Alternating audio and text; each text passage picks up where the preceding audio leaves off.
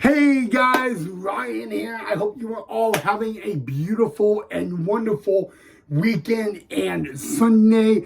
Happy Sunday, guys. I know it's like, oh, tomorrow's Monday. Great. I hear you guys. I mean, no one wants it to be Monday, right? We all want it to be the weekend and all that. But, guys, I really hope you guys are having a beautiful and lovely weekend. But yeah, guys, let's not waste any time, guys. Welcome back to the channel of Positive Time with Ryan on YouTube. So in tonight's episode, we're going to continue our topic on Suicide Prevention Awareness Month, but we're going to talk about what happens when you go to the ER for suicide. So yeah, again, guys, if this is going to be triggering because you're hearing the word suicide, I'm going to let you guys pause right now. Okay, so it's pretty common with most ERs, but when you go to the hospital or the ER, I should say, for suicide, I'm going to do it in two different scenarios. So if you are going to the ER by emergency services, that would be EMS or police for suicide. You are going to be going through the back entrance of the ER, but you are going to already have a room ready for you and all that. And then when you get in the room, you're going to be put into a psych room, and I'll explain the difference in a little bit. You will be stripped down. You will be given what is paper scrubs and all that, and then you will strip down. So like even your socks have to come off and all that, and you are given socks and paper scrubs and a blanket, and that's it. But that's not only. You will probably be having an RN in your room. So that's actually a registered nurse. Usually they're like an assistant RN on that shift. And they will be in your room, and they will be watching your every movement. Again, guys, they take your safety very, very seriously. So, and all that kind of stuff. But yeah, a psych room, what's different between a psych room in the ER and every other patient room? A psych room is you got the bed, and like there are no cables, no cords. Like they take everything that is in a normal patient room, and they take all that out in a psych room except like monitors. But there's nothing there that you would be able to harm yourself or attempt suicide with. And then you got someone in your room watching your every movement and all that. And then, guys, you'll be meeting with the doctor, the nurse, and a social worker. But yeah, guys, and that's actually if you come in through like by emergency services. So when you get to the hospital, the ER, you have already had a room ready and all that. And again, you would go in through the back entrance and not the front. But it's not really a fun experience because you are not going to be leaving the ER anytime soon. At times, you can be put on a 12-hour hold, which means even as an adult, you are not able to be discharged for at least 12 hours. You can at times be put on a 72-hour hold and all that. Anything past 72-hour hold has to either be admission or transferred to another facility, They cannot hold you in the ER past 72 hours and all that. But yeah, so like really, guys, it's just very not fun.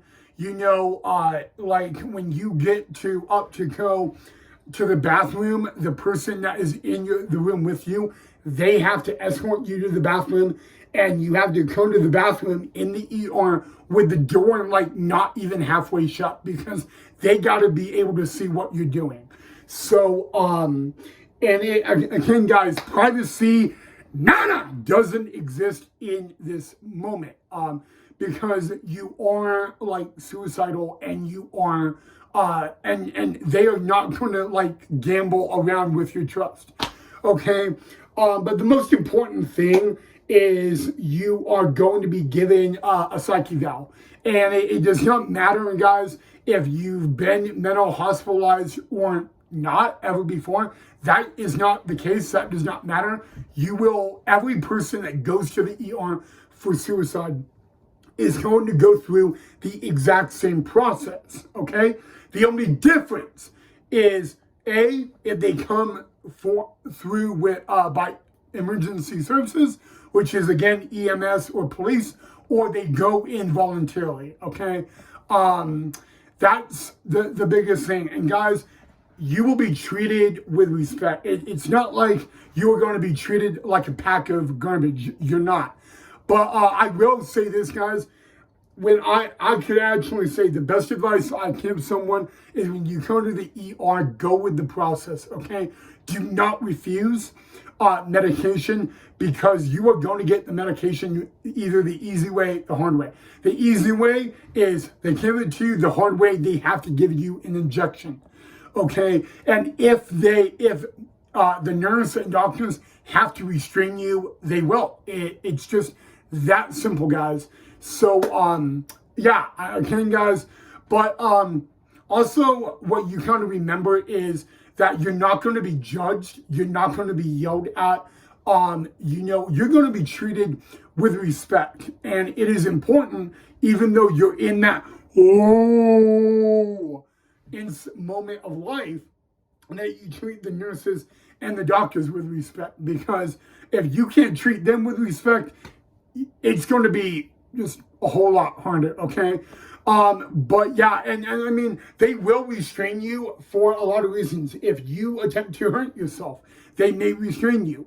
If you, like, guys, there were times, okay, and it is not fun, that if you are getting in that incident where you are going to hurt yourself and they see it, they may have the person that's in your room be holding your wrist, okay? And the reason they would hold your wrist is because it's not aggressively, but it will, they will be able, if you put up resistance, they will be able to hold that hand down, okay? But it is also important, guys, that they are going to, you are not going to be able to commit suicide in the hospital, okay? You got eyes on you. If you get to that out of control point where you're, they may restrain you, okay? So yeah, it's really not a fun process, guys. Most times when you go to the ER for suicide, you could be there. The minimum, you can be there the minimum of 9-10 hours, the minimum, you know, because, you know, I mean, they have to give you the meds. They have to, it takes a long process, okay? So, yeah, and I mean, that is if you go by emergency services. Now we're going to talk about if you go voluntarily. Now, voluntarily is kind of the better way to go, because you are going to go through the front entrance of the ER. You will do your normal check-in at the front desk. You will get your vitals done and all that. But like the biggest difference between the emergency and going on your own is very little.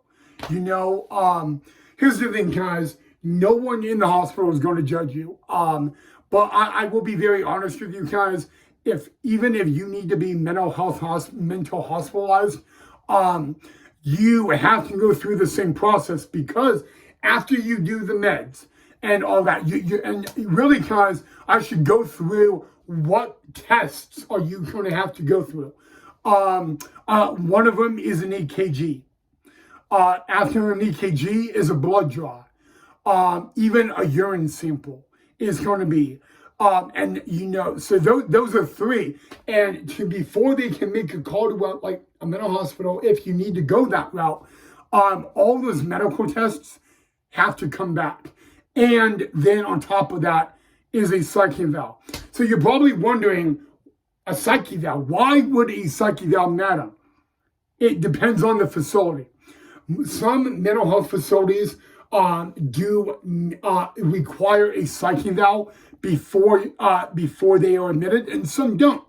Okay, so why would the social worker want to do a psyche valve before anything else? It is because that is the one card they can play in both scenarios, So, and most of the time, guys, they are going to be putting you on the first available spot. And sometimes that spot could be coming in a couple hours. Sometimes you may have to be held overnight. Actually, at one time, I was in the hospital for suicide. I had to be admitted to the hospital for a week before I even got into the mental hospital. And I was in the mental hospital for 2 weeks. So it's a lot, I know. But there you go, guys. Being in the ER, guys, is not fun. You got someone watching your every move. You don't everything you do, and everywhere you go, someone's watching you. Okay. Sometimes the best thing about having someone in the room is that when you're in that psychotic mind, they could be the one to actually talk to you. And these people that are in the room as your caregivers, what they call them, they are also trained in mental health.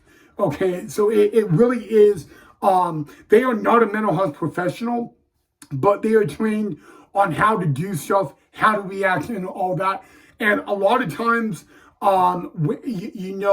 don't want to put their hands on you. They do not want to restrain you. But again, your safety is number one. Okay. And if they have to get hospital security to also help, they will.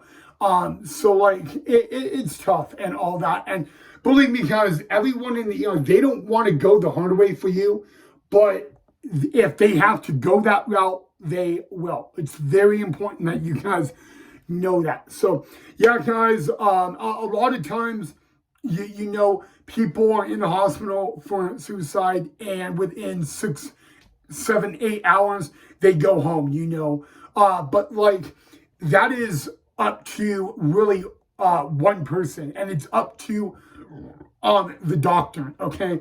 The social worker may think that you are not stable enough to go home, but it is up to the doctor. Okay. Now, there are times that you can be in the ER for suicide as an adult and be able to check yourself out. But the doctor can also overrule that if they believe you are a threat to yourself or someone else and all that. But, so yeah, guys, I told you guys I would keep tonight's episode shorter, and bingo, I did. So, there you go, guys. That is the process and all that, for in the ER for suicide. Okay, so tomorrow, guys, I was thinking about what we were going to do tomorrow's episode on, and I don't know. So if you guys have anything regarding suicide awareness you want me to talk about tomorrow, please let me know down below in the comment section. I am going to think overnight what we can talk about. But if you guys have any suggestions, leave them down below.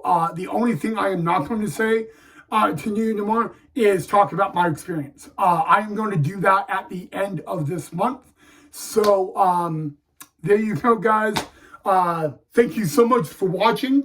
And as always, guys, drop a like if you enjoyed. Make sure you subscribe if you are not a subscriber. And just remember this, guys.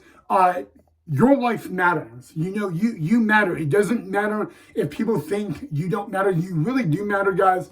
And do me a favor tonight. Take care of yourself and one another. And I'll see you guys right back here tomorrow in our next episode.